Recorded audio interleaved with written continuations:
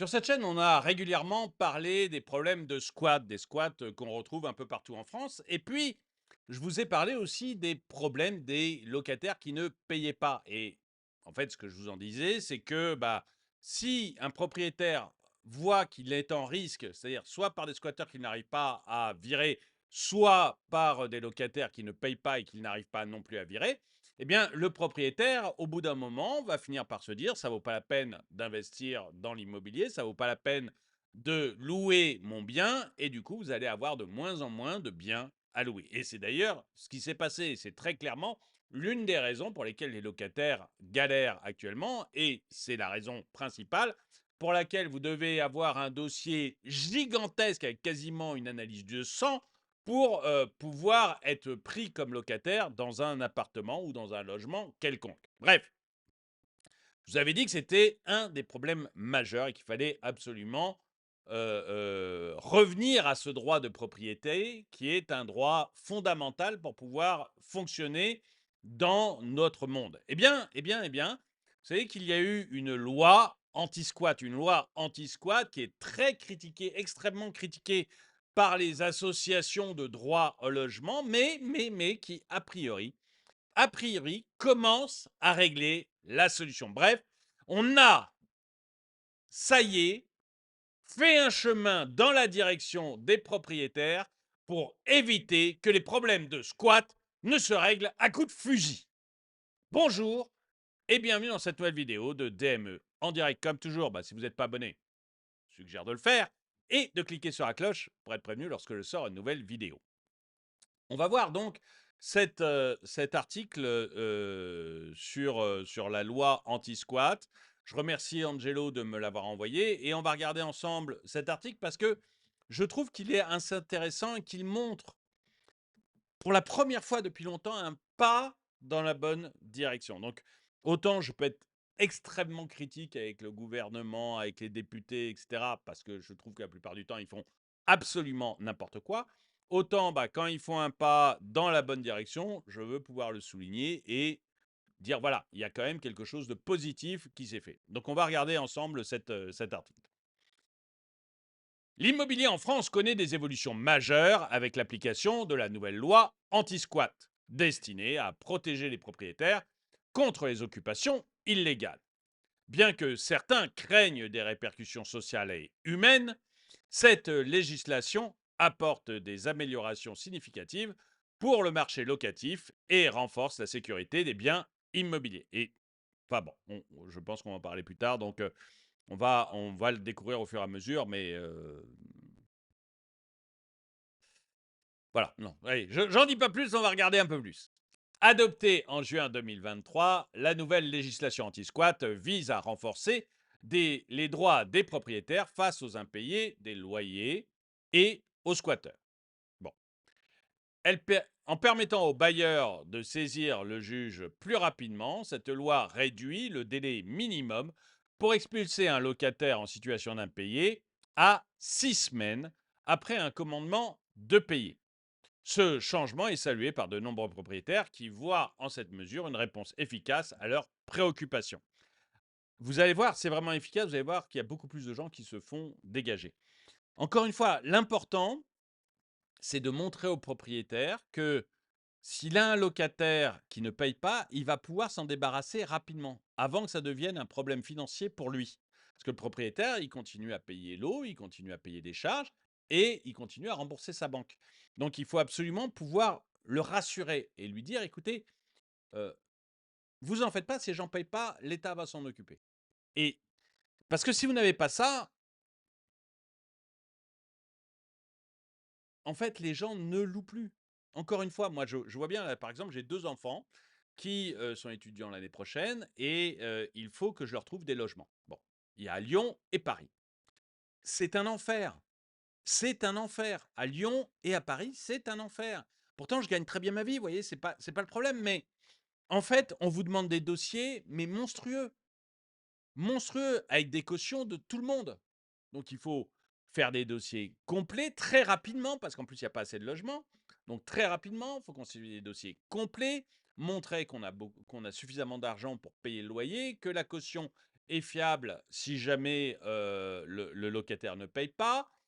Et les propriétaires ont un choix pléthorique après de locataires, puisque tout le monde en manque de logement. Et on manque de logement parce qu'il n'y a pas assez de propriétaires qui mettent les logements en location.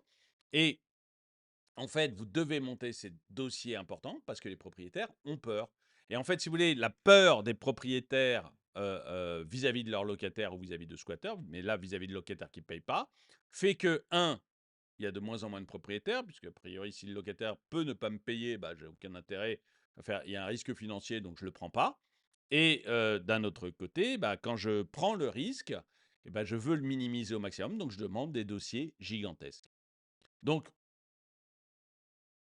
réduire le délai pour expulser la personne et être certain de son expulsion, eh ben, ça va rassurer les propriétaires. Et si ça rassure les propriétaires, vous aurez plus de logements à mettre en location. Et des dossiers, pour l'instant, vont continuer à être pléthoriques, mais qui vont petit à petit être plus cool à remplir. Vous savez, j'ai habité, moi, dans des pays où vous n'avez pas du tout ce problème-là. Voilà, le locataire ne paye pas, au bout d'un mois, il est dehors. Ça va très très vite. Ça va très très vite. Bon, dans ces pays-là, vous n'avez même pas de dossier à remplir.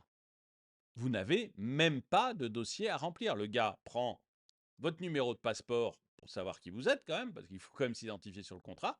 Vous signez un bail, il y a votre numéro de passeport, il vous dit c'est 1000 euros le loyer tous les mois, et vous payez 1000 euros tous les mois. Et si vous ne payez pas, bah, il sait qu'il vous dégage en un mois. Donc pour lui, le risque est minime.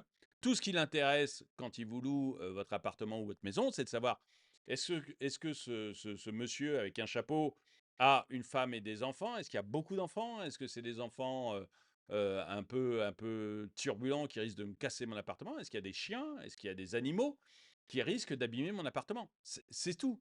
C'est-à-dire que la seule inquiétude du propriétaire, c'est vis-à-vis de est-ce que vous allez saccager ou pas son appartement. Mais c'est tout. Le reste, le fait de payer, il sait que vous paierez. Donc il va juste vous regarder, voir à quoi vous ressemblez, si vous présentez bien. Il va vous demander si vous avez des enfants et si vous avez des animaux. C'est tout. Et on peut louer même avec des enfants, hein, puisque j'ai loué notamment j'ai habité aux États-Unis à Atlanta, enfin au nord d'Atlanta, dans une petite ville qu'on appelle Roswell, mais qui a rien à voir avec le Roswell des ovnis. Et j'ai habité donc là-bas. Euh, voilà, j'avais 5 enfants. Mon propriétaire a posé aucun problème. De toute manière, il y avait plein de chambres. Il se doutait bien que ça n'allait pas être un homme seul qui allait habiter à cet endroit-là. Donc, c'était une maison construite pour une famille avec pas mal d'enfants. Donc, vous voyez, mais ça lui a posé zéro problème. Il n'y a pas eu de question là-dessus. Mais voilà, il m'a regardé, il a regardé à quoi je ressemblais. J'avais l'air correct. À partir de ce moment-là, il n'y a pas eu de problème particulier pour signer un contrat, c'est tout. Peut-être que si j'étais arrivé débraillé avec des piercings de partout, des gros tatouages et des enfants qui hurlent dans la voiture, il m'aurait dit non, finalement, on va peut-être pas signer.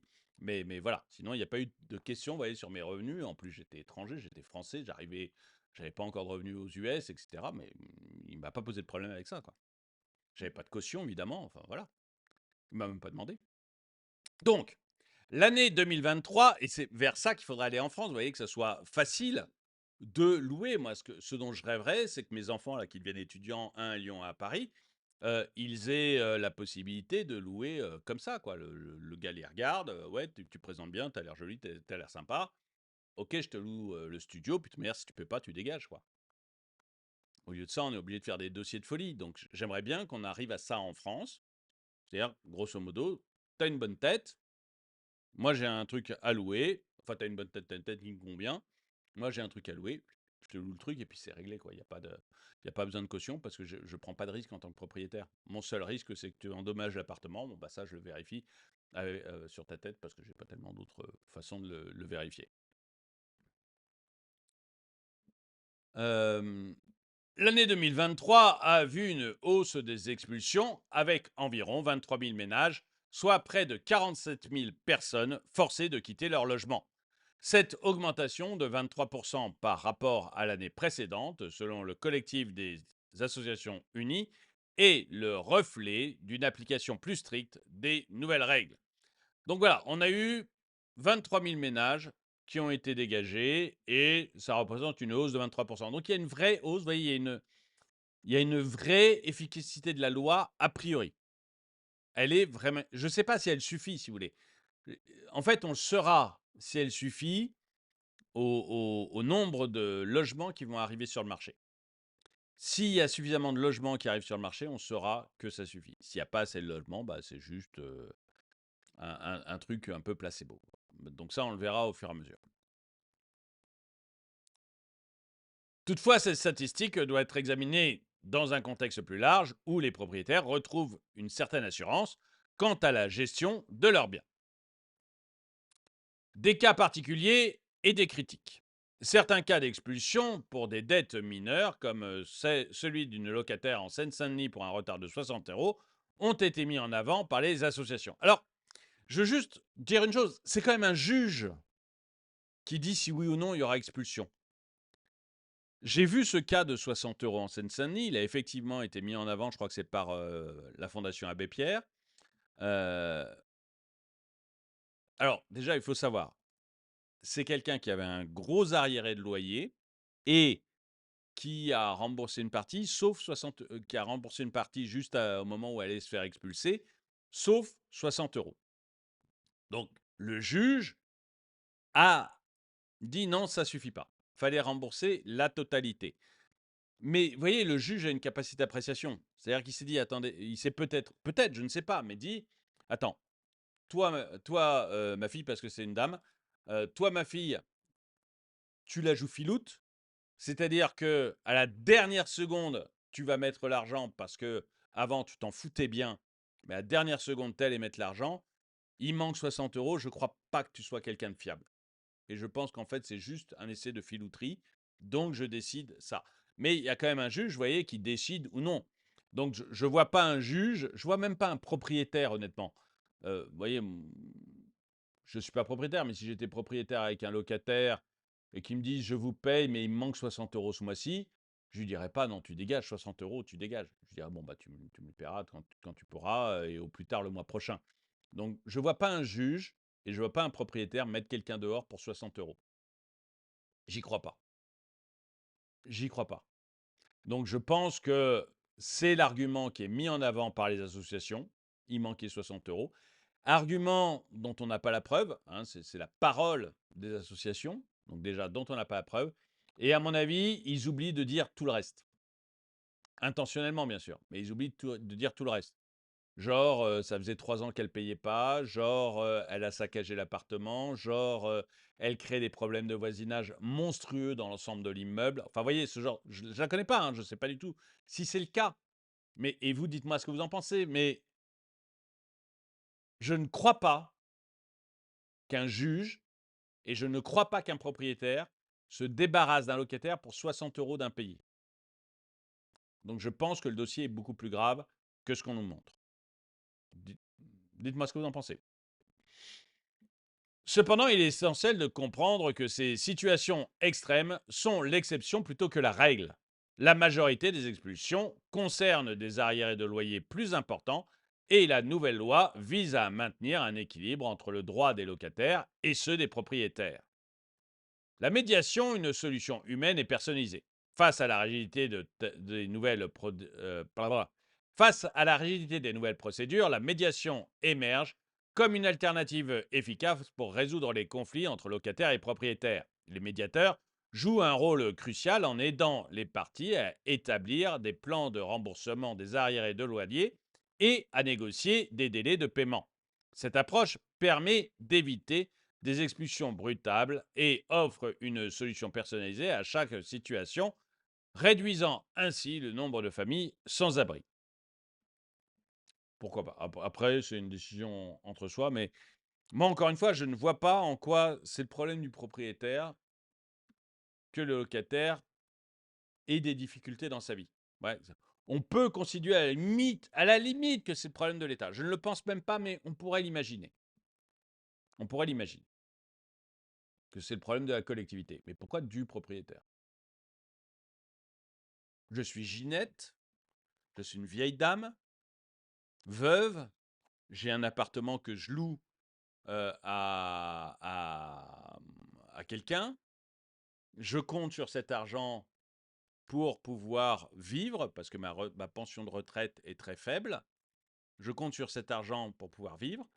En quoi ça me concerne que le locataire ne puisse pas payer et que du coup mon niveau de vie doive baisser? En quoi finalement, moi Ginette, c'est légitime que je galère dans la vie parce que le locataire qui est chez moi ne veuille pas me payer? Vous voyez, je vois pas en qu'à la limite, la société dans son ensemble dise non, mais ce locataire a des difficultés, on doit l'aider. C'est possible, mais Ginette, en quoi elle doit absolument aider son locataire? J'aimerais bien.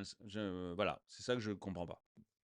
Le rôle des associations et des collectivités locales. Les associations et les collectivités locales encouragent vivement la médiation, espérant qu'elle devienne une pratique courante pour prévenir les expulsions. Elles travaillent activement à promouvoir cette méthode auprès des locataires et des propriétaires en offrant des services de soutien et de conseil. Cette collaboration entre les différents acteurs du marché locatif est essentielle pour créer un environnement plus stable et équitable. Bon, non mais voilà, la médiation, j'ai pas d'avis arrêté dessus. Je sais en tant que propriétaire, je dirais non, on a un contrat, quoi. Tu le respectes pas parce que tu payes pas, je vois pas du tout en quoi ça me concerne moi, hein. Honnêtement, voilà, ça concerne la collectivité, mais moi, je vois pas pourquoi c'est à moi de faire des efforts parce que tu as un problème dans ta vie. Vous me trouvez peut-être dur, hein, vous me trouvez peut-être dur et je parle peut-être trop durement, je ne sais pas, mais honnêtement, voilà, La nouvelle loi anti-squat représente une avancée significative pour la protection des propriétaires en France, en permettant une action plus rapide contre les impayés des loyers et les occupations illégales qui contribuent à sécuriser le marché de l'immobilier. Bien que certains craignent des conséquences sociales, la promotion de la médiation offre une voie équilibrée pour gérer les conflits de manière humaine et efficace. Les propriétaires peuvent désormais avoir plus confiance en la gestion de leurs biens tout en sachant que les solutions existent pour éviter les expulsions brutales. Bon, écoutez, je ne sais pas ce que vous en pensez. A priori, cette loi est pas mal. Je ne la connais pas assez et je ne suis pas propriétaire, donc je n'ai pas eu à l'activer. Mais c'est un pas, a priori, dans la bonne direction.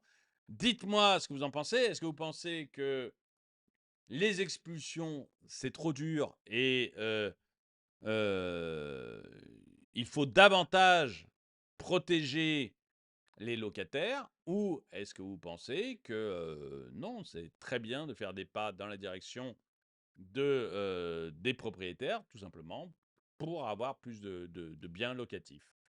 Dites-moi ce que vous en pensez dans les commentaires. En tout cas, merci d'avoir regardé cette vidéo. Mettez-lui un pouce vers le haut, commentez-la, partagez-la. Merci à tous ceux qui soutiennent la chaîne et moi je vous dis à très bientôt.